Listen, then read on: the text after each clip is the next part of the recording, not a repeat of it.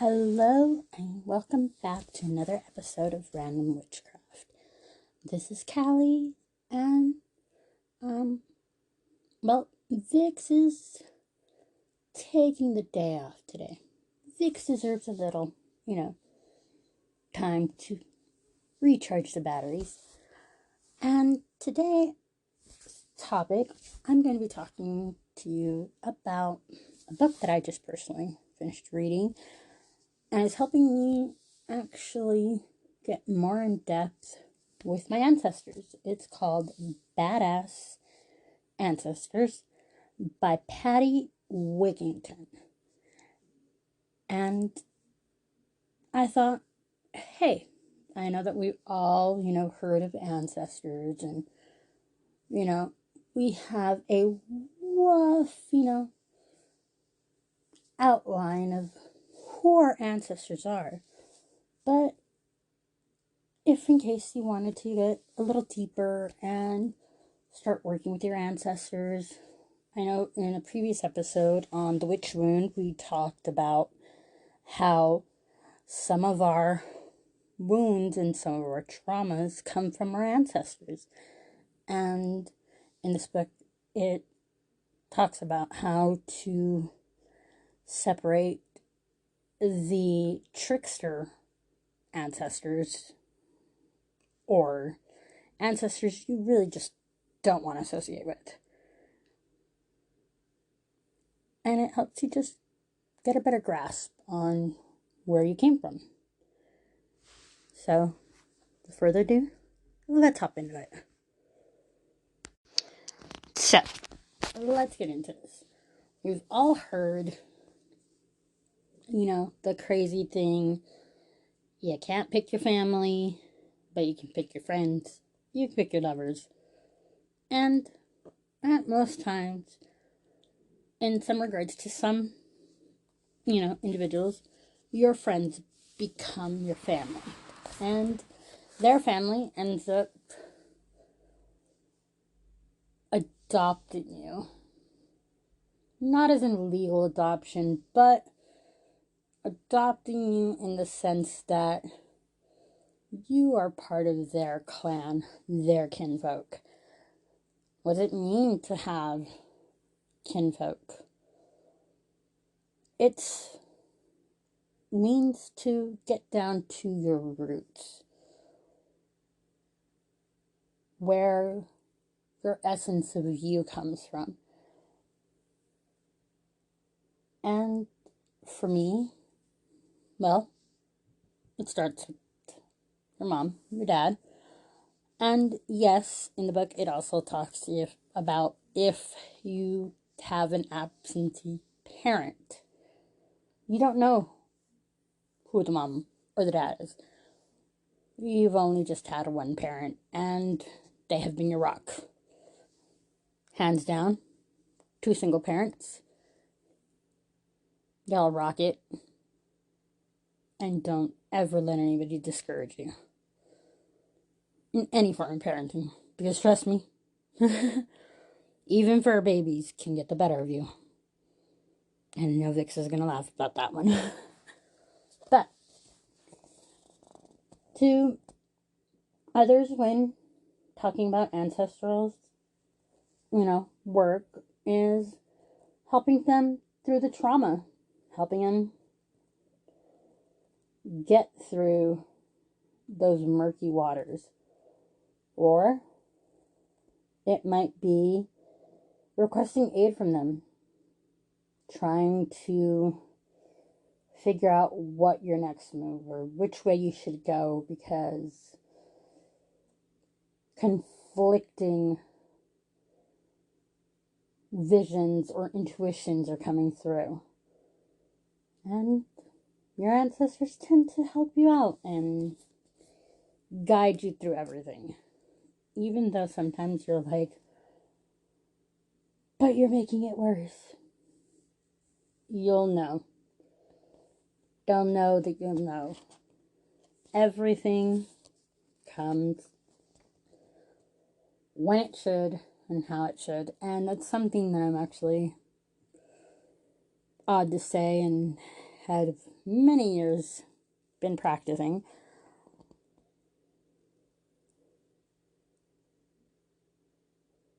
it's unknown territory. And unknown territory tends to freak people out. But getting back, we as humans have been here for decades. Decades where you see our ancestors everywhere. And digging into our ancestry, you'll probably find out that, hey, you have maybe some long distance ancestor that practice a closed practice, and you've been interested in it, but you also know that that's something that's closed practice, but there's information out there and you can get in contact with people. It's just finding those little roots that make that tree strong and proud. Now, mind you, again, it does state that some ancestors, like anything in life, brings some form of regret, shame, like the whole, oh no, you didn't, comes to mind. And it's just our lot in life. Lessons that need to be learned and hopefully not repeated. But hey, we all learn different ways, and if we don't learn from the people that came before us, or not even just before us, just learn from our actions, and remember, we don't like to think about it, but eventually there will be an end for us. And these ancestors that you're newly discovering and working with, they're the ones that are going to help you cross over whatever your belief may be, cross over, meet you at the pearly gates, or just help you transition into a later reincarnation of being part of the family. It all just depends. And what is it? Why are we on this crazy, mystical, supernatural journey? If not to find out what we can do. Get that information. Most of us are literally wanting and aching and seeking for more information. Try to understand the unexplained, even within our own family. But now you ask yourself, how do I get started within all of this mishagog of, well, where do I go from here? Most people tell you, well, duh, they've come out with it, Ancestry.com. Yes, Ancestry.com, good stepping stone. But it won't have all the information. Why? Because, let's face it, yes, we're just now thriving in a world that the information's just a simple click and touch away from our fingertips. But back in the day, that was just a word of mouth, and how people used to, end up proclaiming that they were together.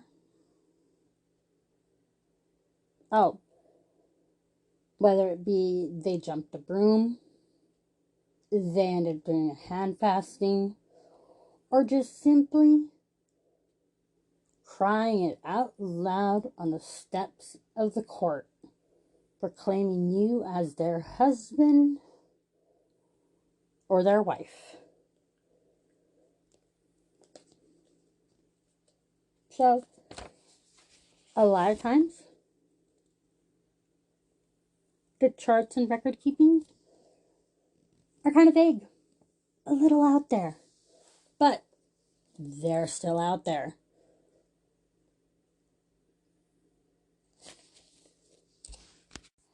Now, here's a little way that you can get your family tree started. Now, let's first start with you on the top position, starting with the number one position.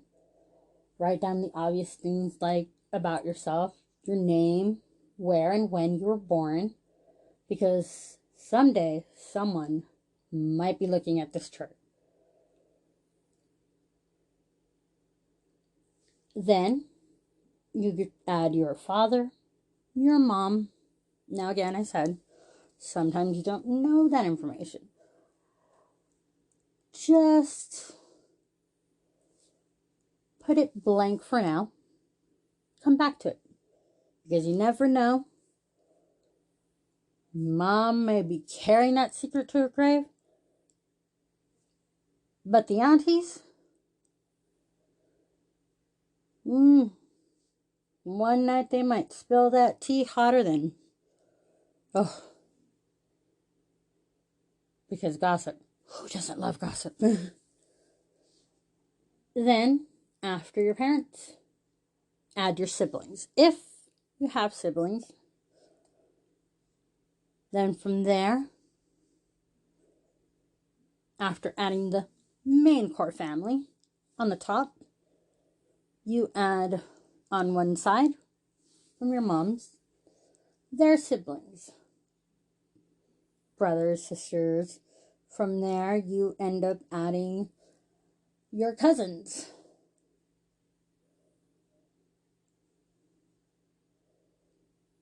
And that's just your immediate family for yourself. And if you wanted to get a little extra and involved your uncle's family into the tree, because frankly, he's your uncle, his ancestors are not your ancestors in an odd way. And this also goes to legally adopted children. You may not know where you came from originally, but this family adopted you with open, loving arms, and so are their ancestors.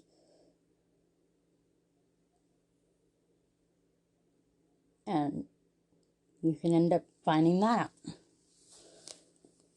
Now, what do you want in the end from this? For me, digging into my ancestors is figuring out where I got certain things. I know I got certain, traumas from some of my family members. We all do.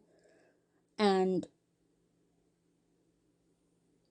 working on it every day. As y'all are very aware, I am a person that says, think about it, do your shadow work, do your therapy, everything in healthy moderation, do your research. Research, because you never know what you might end up unearthing.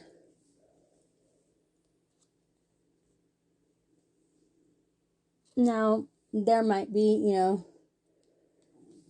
some information that gets a little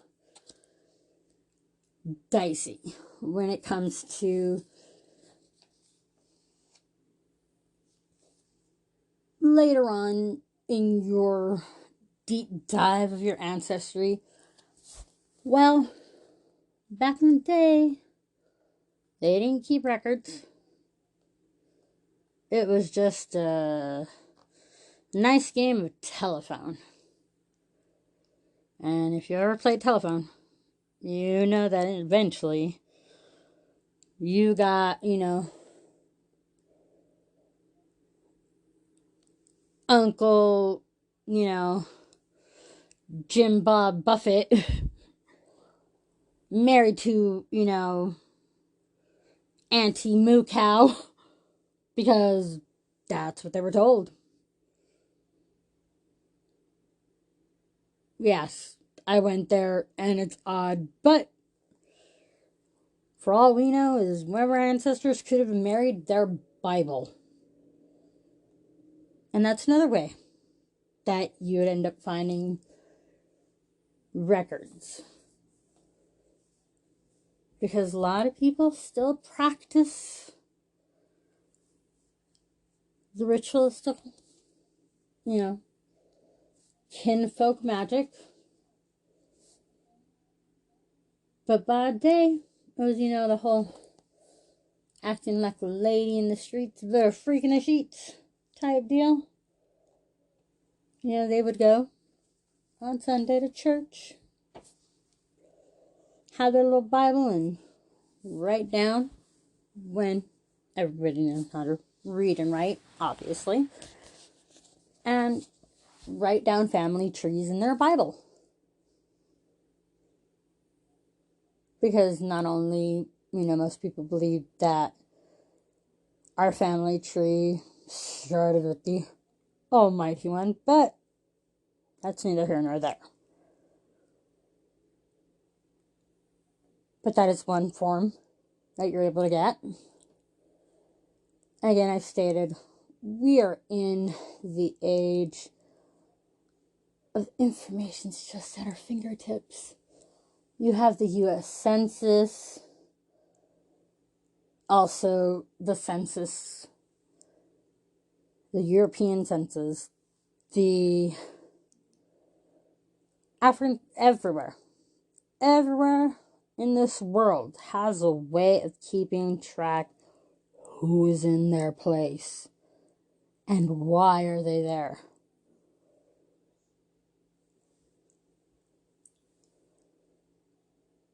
And it doesn't cost much. Well, no, it doesn't cost much because we've all grown accustomed to just having the internet. Unless, you're a survivalist and you are just living off the lay of the land. Well, when it comes to that,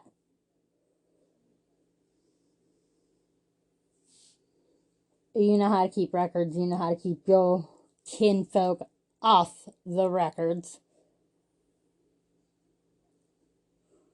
And you take them secrets straight to the grave.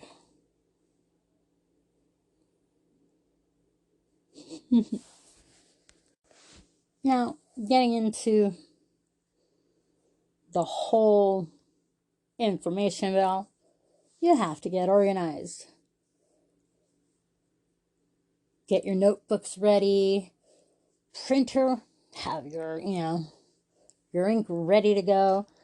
And some places you can end up looking at is birth certificate and baptismal records. Like I said, a lot of people end up, using the church as a place to have records of the family.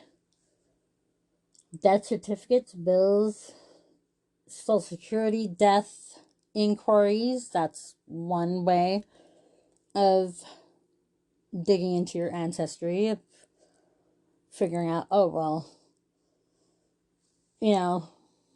my aunt married this person, and my mom told me that this was, her birthday was like January 1st of, 1900 and something. Try to make sure that it's the correct person.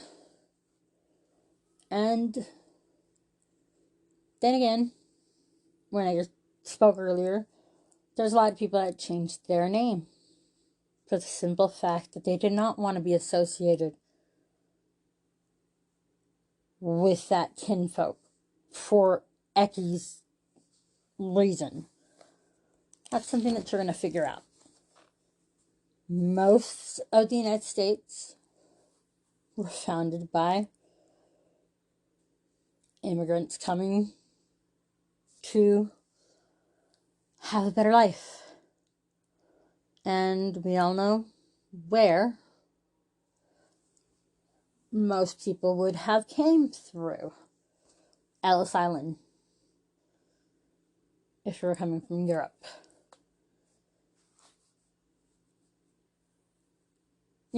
My people, I don't think we have a census at the Rio Grande. But I could be wrong. I'm just joking. It all depends on where you come from. Me, I'm a huge dark humor girl. If you haven't noticed.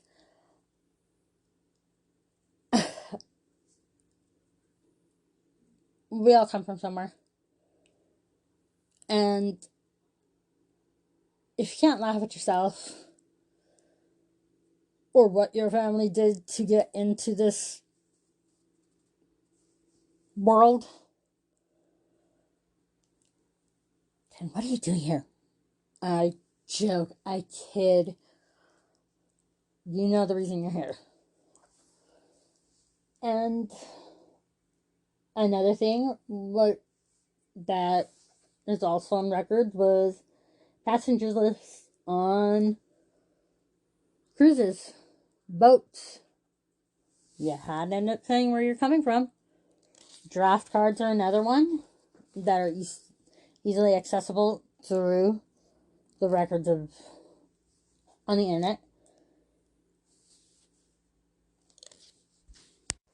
Now, after gathering all this information and getting yourself organized, gathering all this information, you start to see this story. And why not make the story the most incredible story for someone after you that ends up getting these records that are passed down within the family? And have them intrigued in reading about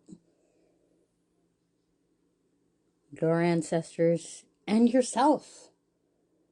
Because you can't just do all this work and not highlight yourself in the story. Because, come on now, who doesn't want to be that hero or heroine in their story?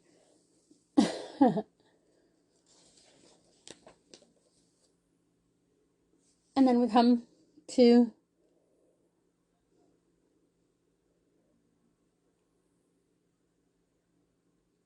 finding that honor of your ancestors. Because you never know that you could have thought, oh, my ancestors were, just from Spain or just from Mexico. And then you come to realize, no, nay. I have a European descent. Well, back in the day from the conquistador days, I think we all have some, European descent within us. But you can figure out the percentage. Or there's, some people that they can be as pale as freshly fallen snow. But as soon as summer hits and they lobster fight for the first time and they get that melanin going, and they can look like they belong in a beautiful Sahara palace looking like a sheikh.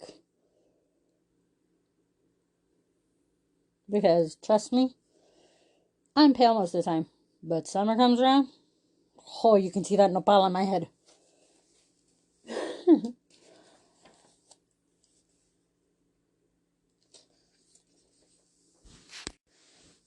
Now, after finding all this information, getting organized, and you're starting to recognize and feel your ancestors close to you, let's give them a little place. Like, everyone has a different way of doing their ancestor altars. For myself, when I have an ancestor altar up, it's more going towards the line of it looking like when we celebrate El Día de los Muertos, or the Day of the Dead, or All Saints Day, as some people know it. You have your white cloth, or your vibrant, family crest on there. Mine would probably be 2 bottles of tequila and, a donkey as a family crest. Don't know why, but that just came to mind. With an agave plant, and, hey, I think I just made my own family crest. Yeah. But that's neither here nor there. It's getting your altar cloth ready, finding out if you do have a family crest, will you embroider it on there or get it specially made? It all depends on how you want to do it. And most of our ancestors like the handmade, showing your skills, seeing that their skills from many decades ago have been passed down to the youngins. Because, trust me, we all know that there's always a younger sibling or a younger niece or nephew, and you look at them and you're like, God, you should have been born with a freaking walking cane and telling people to get off my lawn. Because they act so mature. They kind of act like they've been around, this earth a couple of decades or so. But I just want to see that some of those skills have been passed on.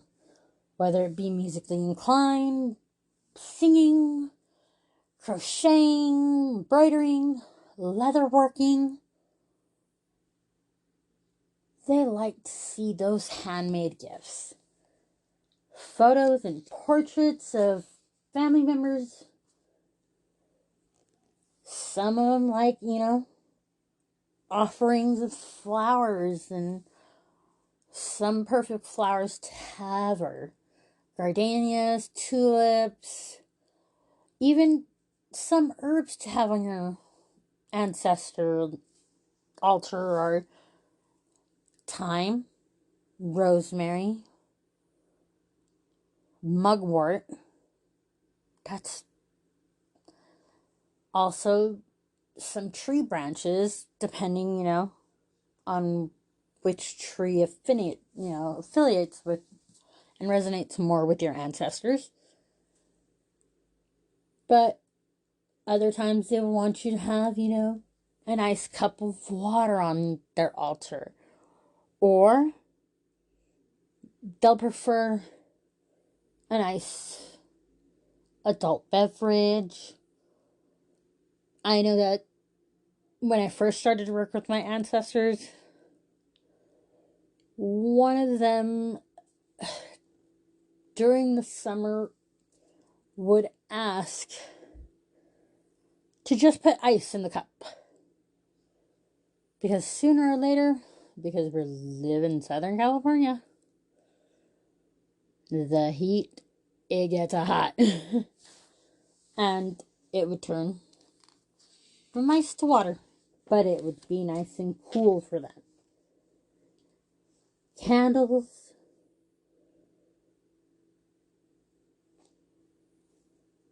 Symbols of your family. Baked goods. Be careful with baked goods around the summertime. And, you can have, a problem with the bot flies or, insects, ants, bees, even with flowers. Be very careful. You don't want to end up having any issues, allergic, and whatnot. And if you have fur babies in the house, be careful on what incense you use or oils. We want to keep everybody safe. Another quirky, but I say interesting thing to do, and I kind of want to do this myself from the background on my ancestor altar. If some of your ancestors or family members that you cared for and have come back and helped guide you through ancestral work, and they were buried or entombed close by, go get a rubbing of their headstone and have it as a background to your ancestor altar if you don't have a picture of them. Give them a sense that they belong there. And one thing that you can do to commune with your ancestors is spirit incense. You will need 1 tablespoon of dragon's blood resin, 1 tablespoon of patchouli oil, 2 tablespoons of dried rosemary, 1 tablespoon of juniper berries, 2 tablespoons of cinnamon, and 1 tablespoon of ground clove. Now, you can dry it out and make it into a dry incense, or add a little bit more oil, or even make them into nice little paraffin wax melts. But be careful if you have cats and dogs and birds with the cinnamon. You might want to find something to replace it. It all depends on you and which way you want to go with it.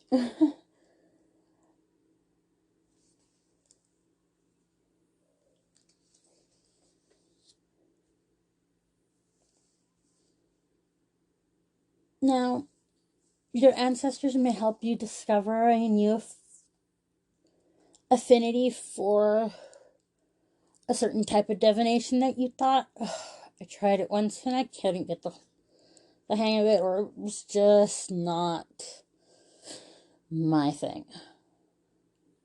But they'll try to help you and get you what you need to succeed in your life, or what you want in your magical journey. That is one way you can start working with them. Now, there are some ancestors that unfortunately may have had an abrupt ending, and they're there trying to let the other ancestors know that they're here. And you can end up doing a ritual to honor the forgotten dead. Now, that ritual can be by lighting a candle for them and telling them that they are more than welcome to feast upon the offerings on the altar, and you wish them no ill will, and if they would like to guide you and help and protect you and your family and your kin, they are welcome here. It's a bit sad, but it's something that we all end up having to deal with at one point in time. And then we come into the archetypes within the ancestors. You have the sage or the crone, the one who values wisdom over any material possession. They're the ones that usually tend to help you discover things that you need to discover. Help strengthen that intuition. But they work very, very hand in hand with the other archetype, which is the mother or queen of the ancestors. They're the ones that go, no. Until you start behaving, we're not helping you. And all of the ancestors see them as law.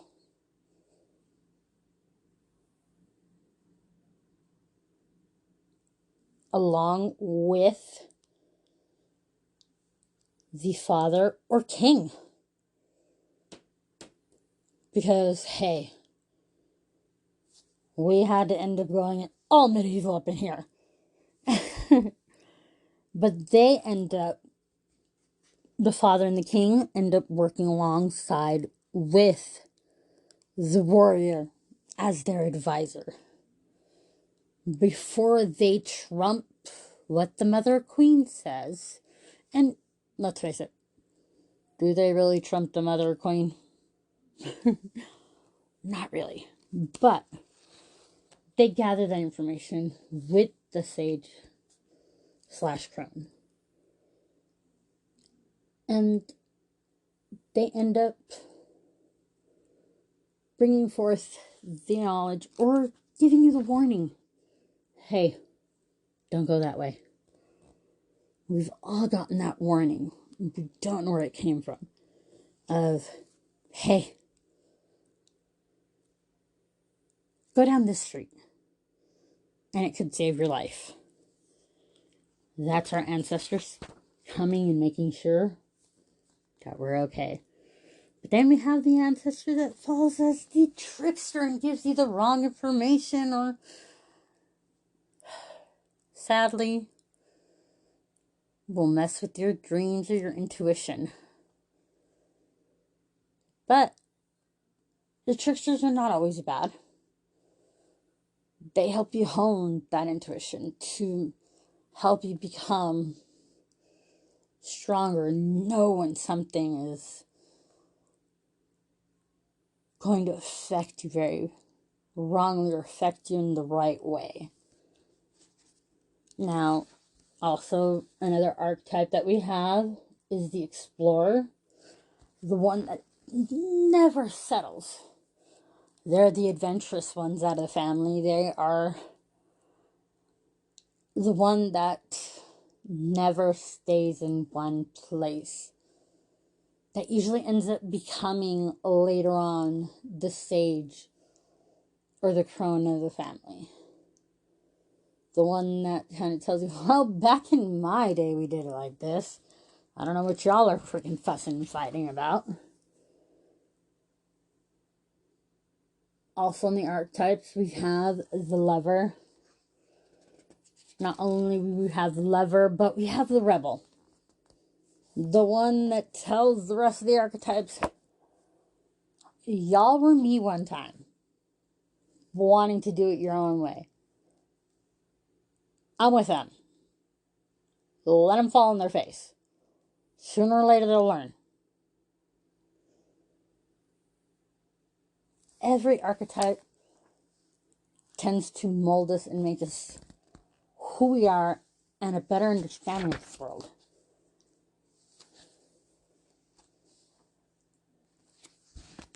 Now, in the last part, we come into different divinations, whether it's tarot, pendulum, tea leaves,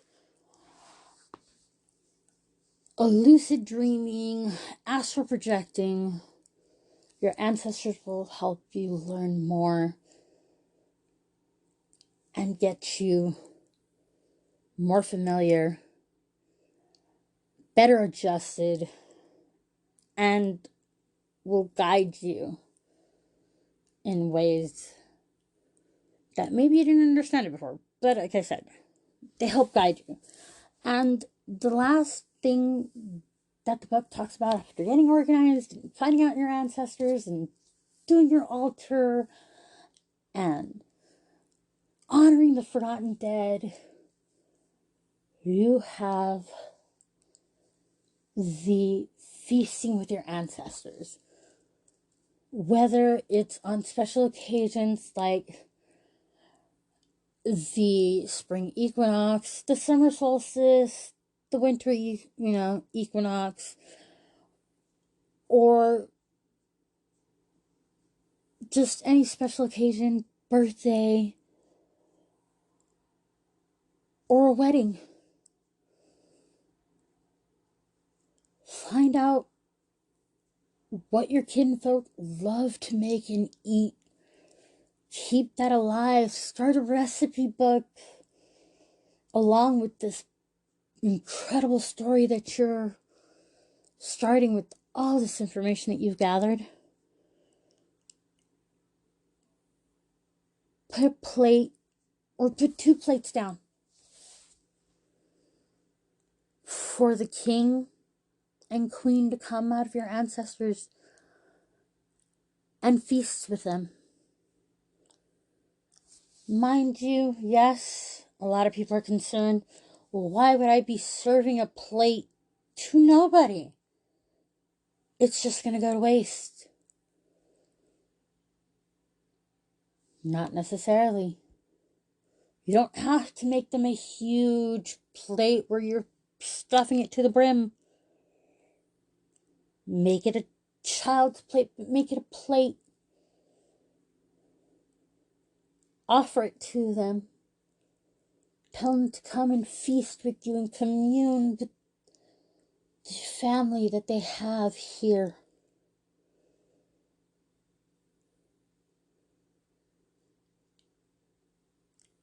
And strengthen those roots of honoring and respecting your past. Also, like I said earlier, there's some ancestors that you can ask help from the ancestors that are guiding you in banishing them away from coming closer to the younger generation. But again, even if you banish them, they're still your family. And, well, this will be all for this episode. And remember, even though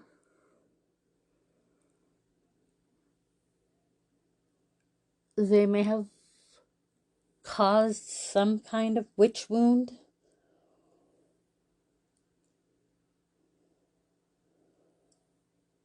family is what you have.